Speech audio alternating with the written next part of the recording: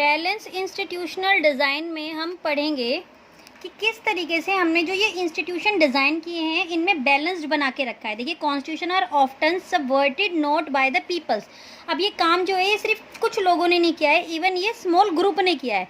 तो small group ने भी इस तरीके से हमने ये चीज़ ड्राफ्ट की है कि एक दूसरे को डोमिनेट ना किया जाए, कि यहाँ पर जो पावर है वो मोनोपोली पावर नहीं है, वो पावर डिवाइड की हुई है। तो fragmenting power across the different institution.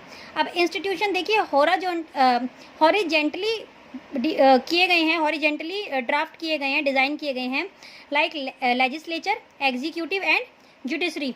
तो इन सब के पास अपनी सेपरेट पावर है। और इसके अलावा इलेक्शन कमीशन भी डिज़ाइन बनाया गया है, जो कि बिल्कुल फ्री होता है, इंडिपेंडेंट होता है, इन सारी बॉडियों से अलग होता है। देन इसमें चेक किया जाता है ट्रांसग्रेशंस, कि ये जो काम जो भी वर्क इन्हें दिया जा रहा है वो प्रॉपर तरीके से चेक भी किया जाएगा। देन चेक एंड बैलेंस, कि बैलेंस भी बना हुआ रहे उनमें और वो चेक भी हो, and facilitates the success of Indian constitution. अब दूसरा एस्पेक्ट क्या है, वो है इंटेलिजेंस। इंटेलिजेंट कैसे, कि the right of balance between the certain, ये जो बैलेंस है ये बना रहे, किसके, वैल्यूज, नॉर्म, प्रोसीजर और ऑथोरिटिव है। अब जो हमारा कॉन्स्टिट्यूशन है देखिए वो फ्लेक्सिबल भी है और रिजिड भी है। लेकिन अब ये फ्लेक्सिबल और रिजिड क्यों है, देखिए हम बोलते हैं कि इंडियन कॉन्स्टिट्यूशन फ्लेक्सिबल और रिजिड इसलिए है कि जो चीज़ें ऑलरेडी इसमें मेंशन हो चुकी हैं उनमें हम चेंजेस नहीं ला सकते, लेकिन हम किसी भी चीज़ को इतना रिजिड नहीं बना सकते कि उसमें चेंजेस पॉसिबल ही ना हो। अगर चेंजेस पॉसिबल नहीं होगा तो भी सोसाइटी में प्रॉब्लम हो जाएगी। और फ्लेक्सिबिलिटी भी होनी चाहिए, लेकिन फ्लेक्सिबिलिटी भी इतनी ज़्यादा नहीं होनी चाहिए कि उस रूल एंड रेगुलेशंस की कोई वैल्यू ना रहे। तो हमारा जो कॉन्स्टिट्यूशन है, too rigid constitution like a brake. अब जो बहुत ज़्यादा रिजिड होगा कॉन्स्टिट्यूशन तो वो रूल रेगुलेशन को ब्रेक करेगा, और अगर ज़्यादा फ्लेक्सिबल होगा तो भी उसकी कोई वैल्यू नहीं बचेगी। तो कॉन्स्टिट्यूशन में सोसाइटी को नीड्स को देख के थोड़े थोड़े चेंजेस किए जा सकते हैं। हम 9th चैप्टर में पढ़ेंगे कि हमारा जो ये कॉन्स्टिट्यूशन है वो लिविंग डॉक्यूमेंट है। Then our next topic is how the Indian constitution made. अब देखिए इंडियन कॉन्स्टिट्यूशन बना कैसे। इंडियन कॉन्स्टिट्यूशन को बनाया गया कॉन्स्टिट्यूशन असेंबली में, ठीक है, जो कि undivided had been elected for undivided India. Undivided थी उस टाइम तक हमारे इंडिया और पाकिस्तान में, ये जो सेपरेट इंडिया और पाकिस्तान है इनका सेपरेशन नहीं हुआ था। तो 9 दिसंबर 1946 को कॉन्स्टिट्यूशन असेंबली की फर्स्ट मीटिंग होती है। 14 अगस्त 1947 को हमारी कंट्री इंडिपेंडेंट हुई थी, लेकिन कॉन्स्टिट्यूशन असेंबली कब फॉर्म्ड हुई थी, उससे पहले हुई थी, जिसके अंदर इनडायरेक्ट इलेक्शंस के थ्रू मेंबर्स आए थे। प्रोविजन लेजिस्लेटिव असेंबली जिन्होंने एस्टैब्लिश की थी गवर्नमेंट ऑफ इंडियन एक्ट 1935 के अंडर, कि जो ये काम होगा, जो ये कॉन्स्टिट्यूशन असेंबली बनेगी, इसके अंदर जो मेंबर्स इलेक्ट होकर आएंगे, जो प्लान्स बनाएंगे वो ब्रिटिश कैबिनेट के अकॉर्डिंग होगा।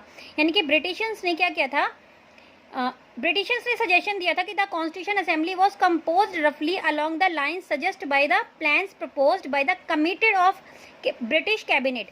अब ब्रिटिशर्स ने क्या किया था, देखिए after second world war Britishers ने ये देखा था कि अब हम इंडिया को फ्री कर देते हैं, फ्रीडम दे देते हैं इन्हें, और जो पावर है वो इंडियंस के पास ही इंडियंस को ही दे दी जाएगी।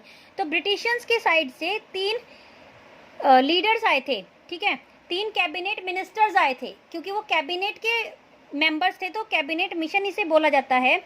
इसके अकॉर्डिंग एक प्लान पास किया गया कि हर एक प्रोविजन से और प्रिंसली स्टेट से और ग्रुप ऑफ स्टेट से अलॉटेड की जाएगी सीट प्रोपोर्शनल बिहाफ पे, किसके थ्रू, जैसे कि 10 लाख पॉपुलेशन से एक रिप्रेजेंटेटिव इलेक्ट होके आएगा जो कि कॉन्स्टिट्यूशन असेंबली का मेंबर बनेगा।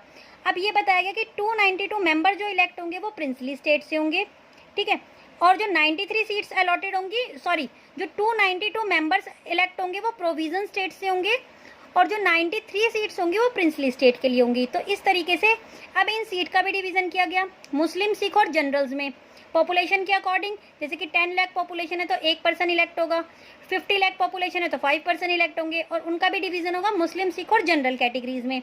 अकॉर्डिंग टू पॉपुलेशन इसका डिवीजन किया गया। Then member of each communities provision legislative assembly elected their own representative. अब ये जो प्रोविजन लेजिस्लेटिव असेंबली के मेंबर्स थे ये अपने रिप्रेजेंटेटिव के थ्रू इलेक्ट हुए थे, किसके मेथड से, प्रोपोर्शनल रिप्रेजेंटेटिव के सिंगल ट्रांसफरेबल वोट के मेथड से।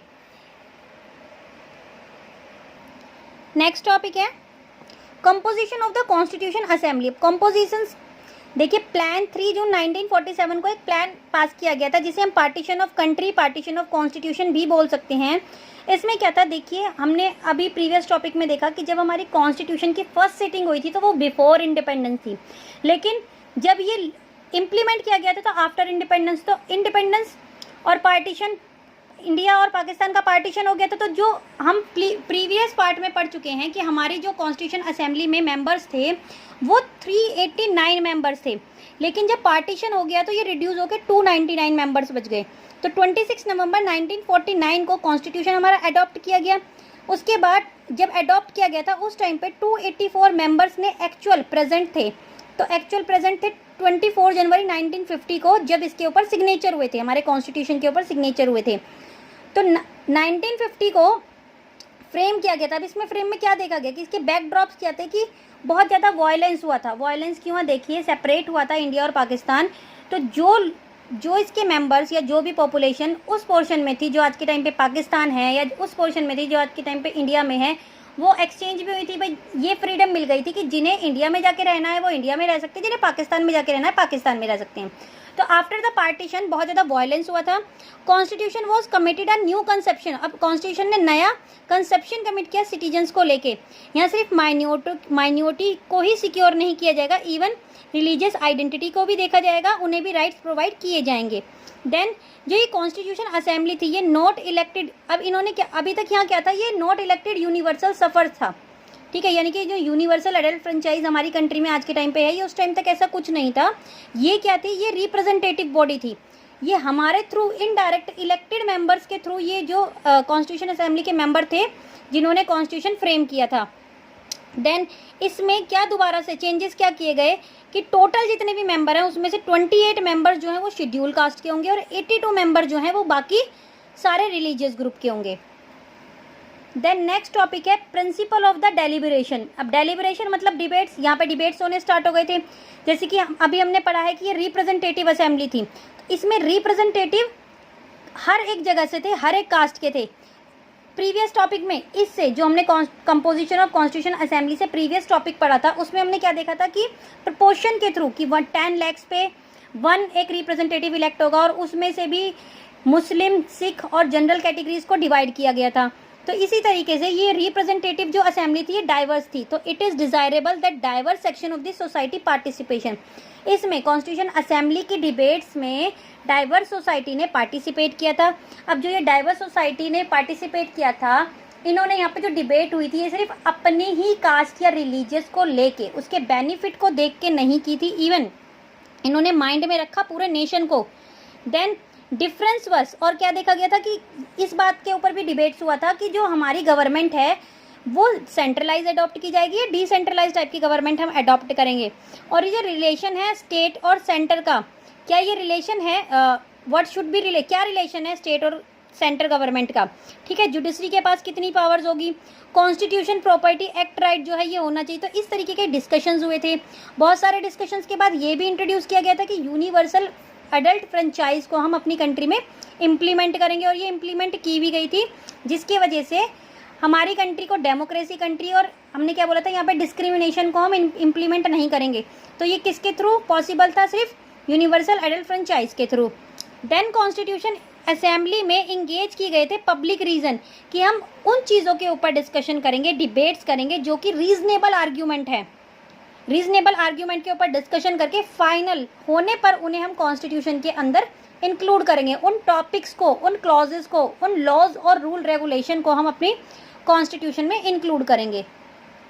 Next is procedure.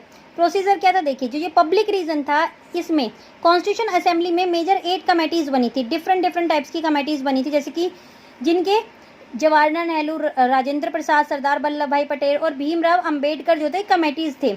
तो ये जरूरी नहीं था कि ये सब एक दूसरे के थॉट से, आइडियोलॉजी से सहमत थे, फेवर में थे, ये अगेंस्ट भी थे।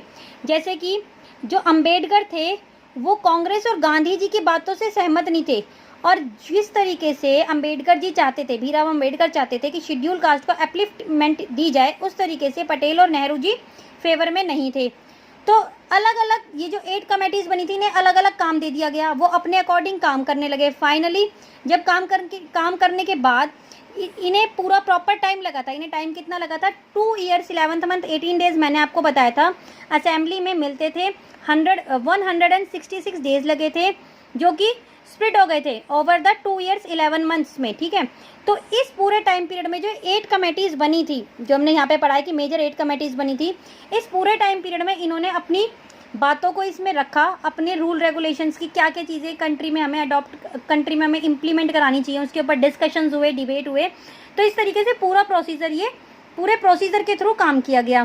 Then inheritance of the nationalist movement. अब ये सारी जो चीज़ें हो रही हैं, आपको क्या लगता है कि ये अपने आप हमने इंक्लूड करनी स्टार्ट कर दी? हमने सिर्फ अपने मन से बोल दिया कि भाई हम तो यहाँ पर क्या करेंगे, विदाउट डिस्क्रिमिनेशन अपनी कंट्री को विदाउट डिस्क्रिमिनेशन की बनाएंगे, कि जहाँ पे जेंडर, कास्ट, रेशियल, रिलीजियस किसी चीज़ को भी लेके डिस्क्रिमिनेशन ना हो, या फिर हम तो डेमोक्रेसी कंट्री बनाएंगे। लेकिन ये थॉट आए कैसे? हम अपनी कंट्री को रन करेंगे किस तरीके से, रूल रेगुलेशन हमें इम्प्लीमेंट कराने कैसे, बनेंगे कैसे? ये सारे थॉट हमारे जो आए हैं वो नेशनलिस्ट मूवमेंट के थ्रू आए हैं, क्योंकि हमारा जो बैकग्राउंड था, अब बैकग्राउंड क्या था, यहाँ पे ब्रिटिशर्स थे। ब्रिटिशर्स के साथ रह के इंडियंस को ये तो पता चल गया था कि किस तरीके से रूल रेगुलेशन बनाने हैं, किस टाइप के बनाने हैं, किस टाइप के रूल रेगुलेशन हमारी कंट्री के फेवर में है, हमारे सिटीजन्स के फेवर में है, और किस तरीके से हमें काम कराना है। तो बट नो कॉन्स्टिट्यूशन, ये जो कॉन्स्टिट्यूशन था ये कोई सिंपल नहीं था। इसका जो constitution products to be assembly that produce, तो बैकग्राउंड जो था कॉन्सिक्वेंसेस, ये बहुत इंपॉर्टेंट रोल प्ले किया था इसने। बहुत सारे स्ट्रगल्स हुए थे फ्रीडम को लेके। Principal it had inherited from nationalist movement, बहुत सारे नेशनलिस्ट मूवमेंट हुए थे जिनके थ्रू में पता चला था कि यहाँ पर इनइक्वालिटी है तो हमें इक्वालिटी इम्प्लीमेंट करनी है, यहाँ पे डेमोक्रेसी नहीं है तो हमें डेमोक्रेसी इम्प्लीमेंट करनी है। Even perhaps the best summary of the principle that nationalist movement brought the constitution assembly the objective resolution। objective resolution क्या देखा गया था कि 13 अगस्त 1946 को नेहरू जी ने कॉन्स्टिट्यूशन असेंबली के ऑब्जेक्टिव्स भी फाइनलाइज किए गए थे, कि हमारी जो कॉन्स्टिट्यूशन असेंबली बनी है इसके ऑब्जेक्टिव्स क्या हैं। उसके बाद इसके अंदर क्या इंक्लूड था, फंडामेंटल कमिटमेंट्स। क्या फंडामेंटल कमिटमेंट्स थी? कि हम सबको इक्वालिटी प्रोवाइड करेंगे, सबको लिबर्टी प्रोवाइड की जाएगी, डेमोक्रेसी प्रोवाइड की जाएगी, हमारी कंट्री जो है वो एक सोविजन कंट्री होगी कि अब हमारे ऊपर कोई कंट्रोल नहीं कर सकता, एंड कॉस्मोपोलिटियन आइडेंटिटीज मिलेगी। ये मेन ऑब्जेक्टिव थे हमारे रिसोल्यूशन के। India is a independent sovereign republic, कि इंडिया एक इंडिपेंडेंट और सोविजन रिपब्लिक होगी। तो इस टाइप्स के ये हमारे 11-10 ऑब्जेक्टिव्स थे जो कि रिसोल्यूशन में इंक्लूड थे। अभी देखिए हमारा लास्ट टॉपिक है, हमने अब बहुत सारी कंट्रियों से बहुत सारी चीज़ें अडॉप्ट की हैं, जैसे कि ब्रिटिशन कॉन्स्टिट्यूशन से हमने first past the post, trial, parliamentary form of government, idea of the rule of law, institution of the speaker. इसी तरह से ईरिश कॉन्स्टिट्यूशन से हमने directive principle and state policy, French constitution से हमने principle, liberty, equality and fraternity, United State constitution से हमने fundamental rights, power, judicial, independent judiciary, Canadian से हमने federal forms government, idea of the residual powers. ये सारी चीज़ें हमने अडॉप्ट की हैं। तो इस चैप्टर्स में हमने क्या पढ़ा, कॉन्स्टिट्यूशन किस तरीके से, कॉन्स्टिट्यूशन है क्या, कॉन्स्टिट्यूशन के फंक्शंस, प्रोसीजर, फेम किस तरीके से बनाया गया। यहाँ पे हमारा चैप्टर खत्म होता है। Thank you.